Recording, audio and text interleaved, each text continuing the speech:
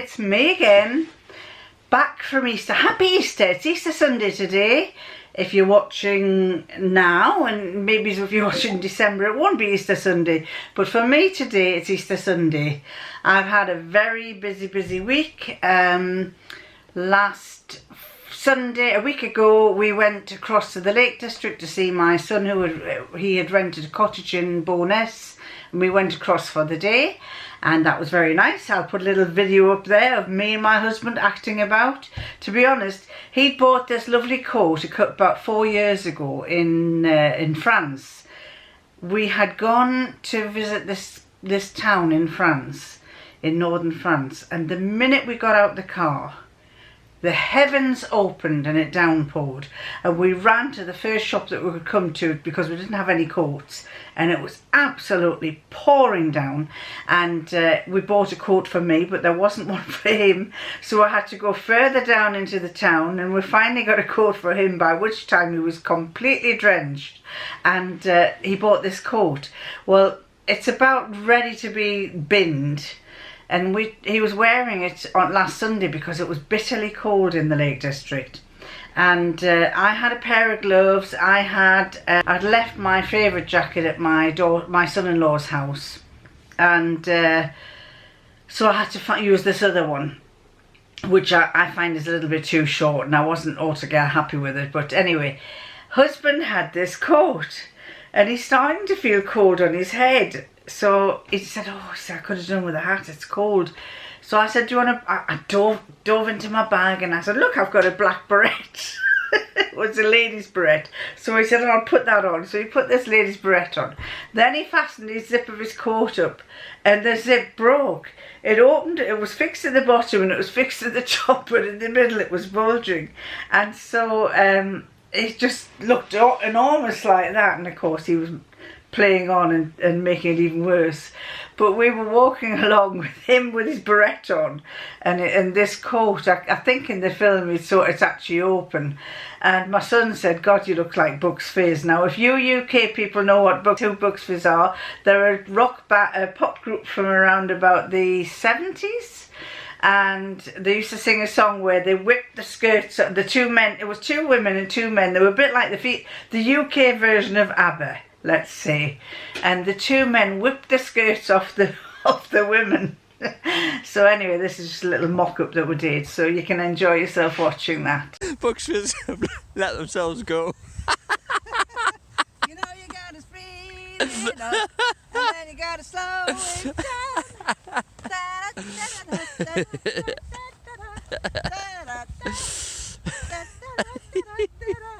Making your mind up. I've made my mind up. I might have a few bits of fluff on my jumper here because I've just been doing one of my Make 9s, which I've used a fabric that I'm not going to say much about it, but I'll let you see the fabric. I don't know if you remember it, but it's the one that has dragons on it. You can't really see it on there, but it's a velvet one, and it's a funny fabric. I'll tell you about it when I come to doing it, but it's like a velvet, and it's covering me in lots of white bits of fluff, so excuse me if I'm covered in white fluff. Now then, I'll put a tiny little video up of me going to visit my daughter, because on the Monday morning I went off to visit my daughter. And my husband ran me to the station because he wasn't going, he had to work, and I packed my laptop into this bag, like a shouldered bag, and I thought, right, I've got my laptop, I can put some vlogs together when I go to my daughter's. And my husband dropped me off, and all of a sudden I went, oh, the pink bags! I'm going, Brian! Trying to catch his attention, and he wasn't looking in his rear view mirror, was he? He carried on driving, and even this taxi driver in front of me started trying to wave him down, and he didn't stop. So then I said, oh, I'll ring him. So I rang him, and he said, what's the matter? He finally answered. He said, what's the matter? I said, I've left my pink bag in the car. And he turned around, he must have looked around, he said, no, you haven't. It must be at home. So anyway, I went off to see my daughter without a laptop, so everything was kind of quiet, and the only thing I could do was little things on my phone. So there's a little bit of a vlog on that.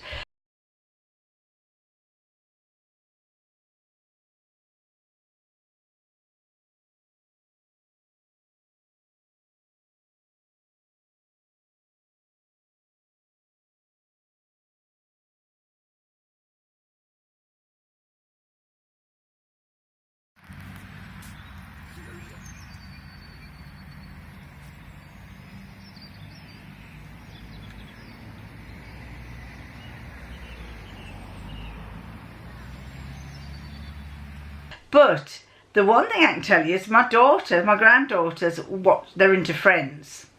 And I've watched an awful lot of episodes of Friends. I thoroughly enjoyed it because I do enjoy watching that programme. But the one thing I did notice is that Phoebe wears a lot of dresses that have chiffon sleeves. And she'll have something where it's kind of got some fabric there, where the dress goes up to there, and then the rest of this is chiffon.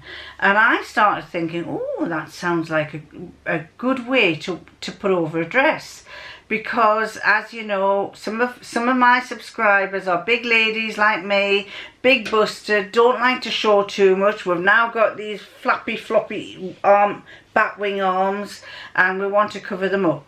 So I just suddenly thought, right, I might do something with a bit of chiffon just to see what it'll look like. Haven't decided what it's going to be, but I might, you know, I just thought something like that. I must do something that's in a chiffon, where it's combined with some fabric.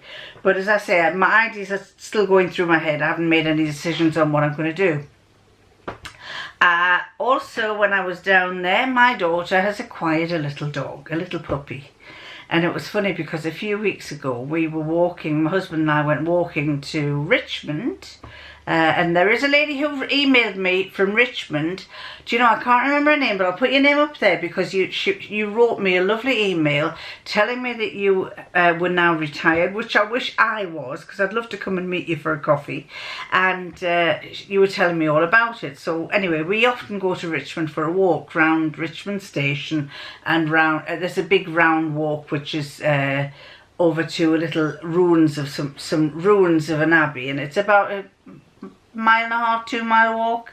And then we always end up at the station where it's called Richmond Station, but it isn't really a station. It's where there is art is displayed.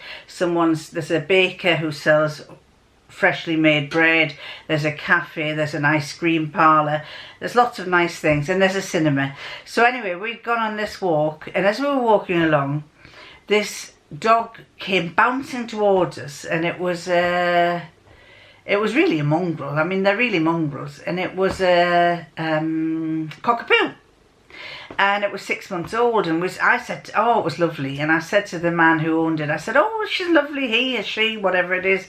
And he said, it's a she. And I said, oh, how old is she? And he said, she's 6 months. And as we walked away, carried on walking, my husband said, I wouldn't mind one of them. I would have one of them. So then a week later, my daughter sent a message to me saying she was getting a cockapoo.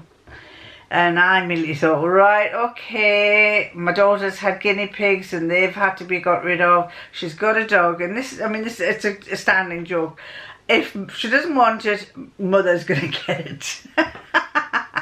But I think she's going to prove me wrong. She's going to hang on to that cockapoo as long as she can, and I hope she does, because it's a beautiful little thing.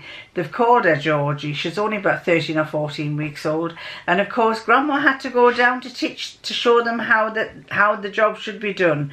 By the time I'd finished, we taught her how to sit at this curb and wait and then cross the road, and she was getting very good. She was just starting to get toilet trained, and I left them feeling a lot happier because although my daughter's been in the family with dogs, when I've had 7 dogs in my life, she's been around them, but she's never been the one to train them or look after them. So basically a little bit of guidance from me helped her along.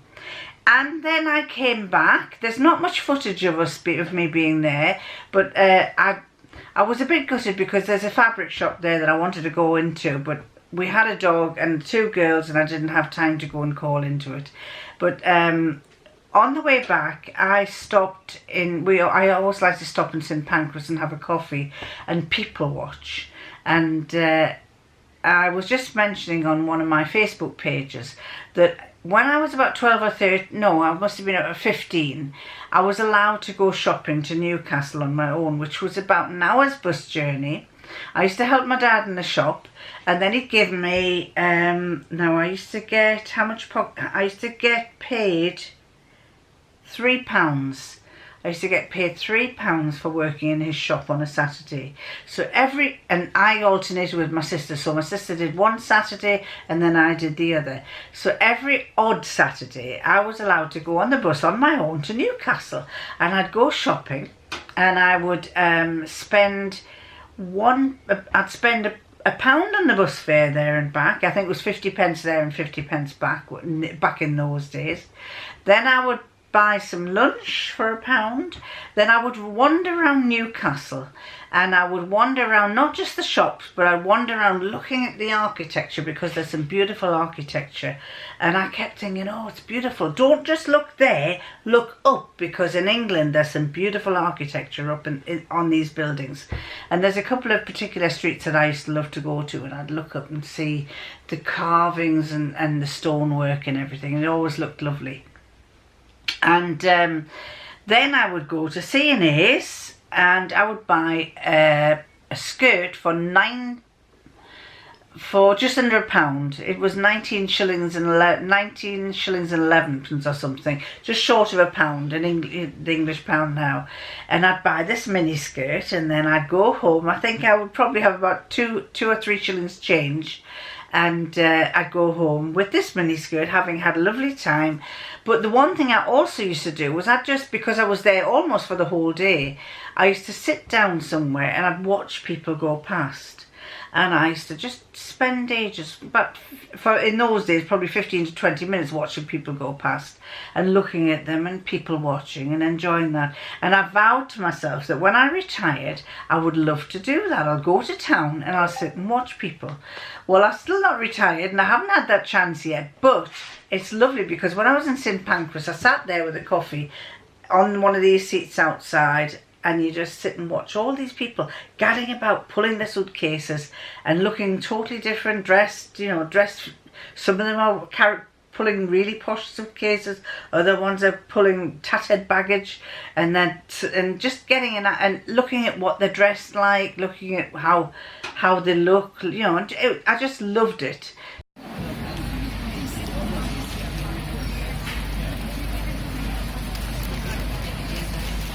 The thing I do is I nearly always go to Accessorise in the middle of St Pancras, and I buy myself a pair of earrings. As you know, I love earrings. I think they're great. If I go on holiday, I always buy a pair of earrings. Anywhere I go, I like to buy earrings. It's just like I must have hundreds of them, and they're just little mementos. So I went to Accessorise, I bought a pair of earrings. I haven't opened them yet, not nicely for me. It seems a shame to tear it apart, but I'll show you what they are. They immediately caught my eye, and I thought, oh, I've got to have those.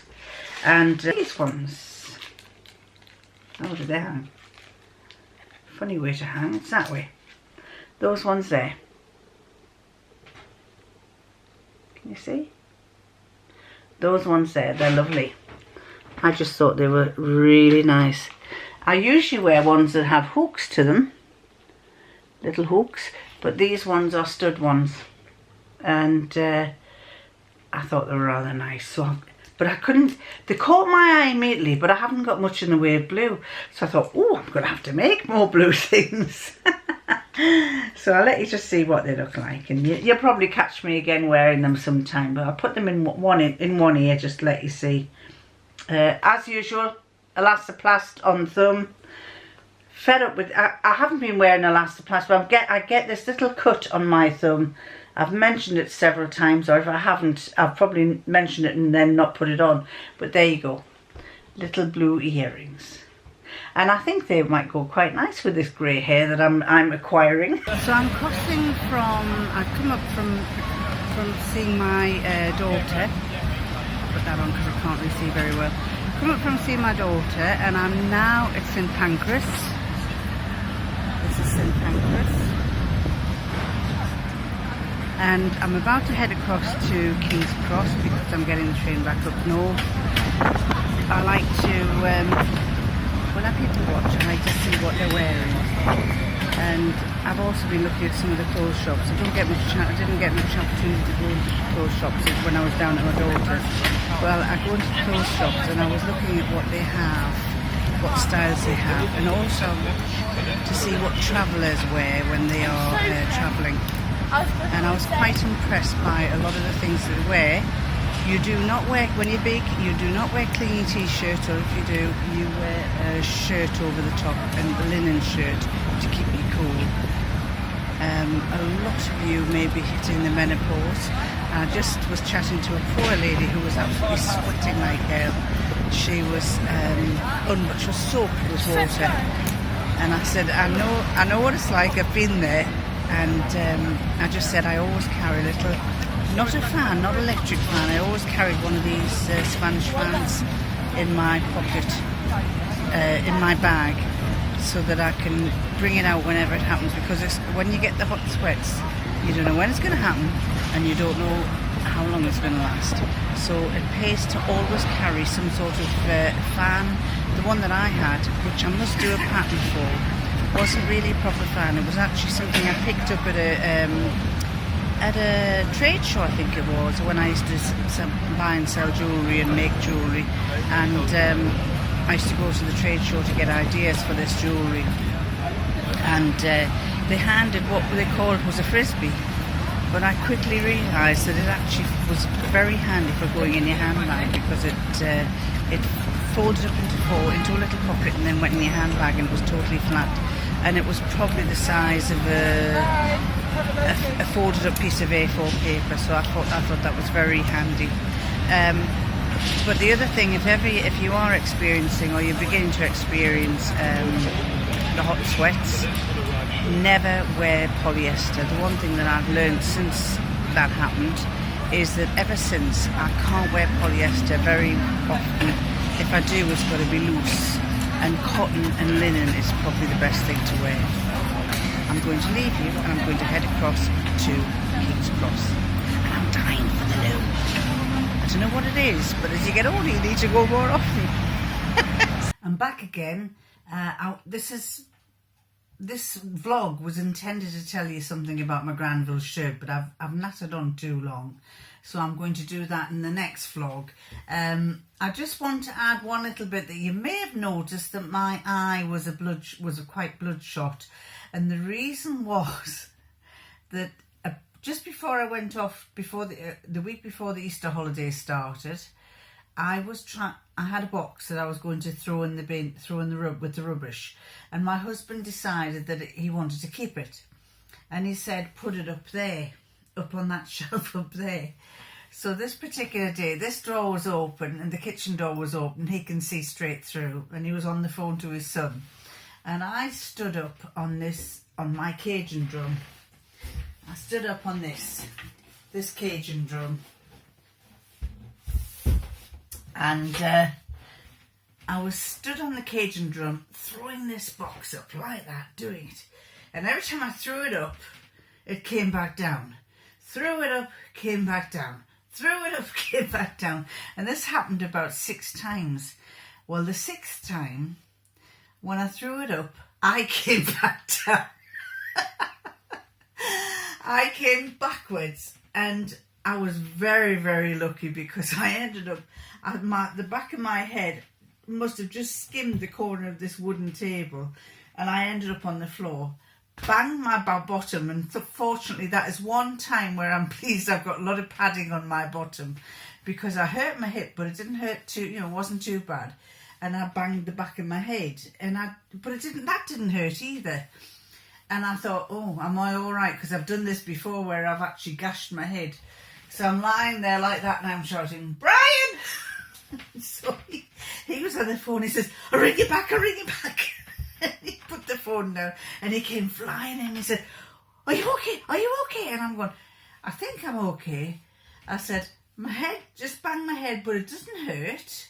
And I said, I lifted one leg up, and I said, well, I can move that leg and it doesn't hurt. I lifted the other leg up and I thought, well, I can move that leg and it doesn't hurt. So I said, I think I'm okay. And he's going, just lie there, just lie there. And I'm going, no, I'm all right. I'll just get up. And so I got up and I thought nothing more of it. He kept saying, are you sure you're okay? Are you sure you're okay? And I kept saying, well, I think I am. Yeah, I've got no headache, got nothing. You know, I'm all right. My hip hurts. And it was hard trying to put socks on my feet, trying to lift my leg. And it was fine lifting my leg, but twisting it a bit was hard. So then, anyway, when I went down to it wasn't till about 3 days later, that I went down to my daughter's. And my daughter said, Mum, what's the matter with the eye? It's all red. And all around here, it had got all bloodshot. And she said, are you okay? Are you okay? And I was going, well, I feel okay. Yeah, I'm okay. So then I looked it up, and apparently in children, when they get concussion, the blood goes to their eyes. So I'm just assuming that when I whacked the back of my head, it's made my brain bleed. So that's probably why I'm a bit wacky. I've had a few of those happen in my time. So that is the reason why my eye is bloodshot. So all is well, no after effects. So I think I just must be quite strong-boned. I've never ever broken a bone in my body, and if I have, I wouldn't know what it felt like. So anyway, at that, I'm going to love you and leave you and say bye.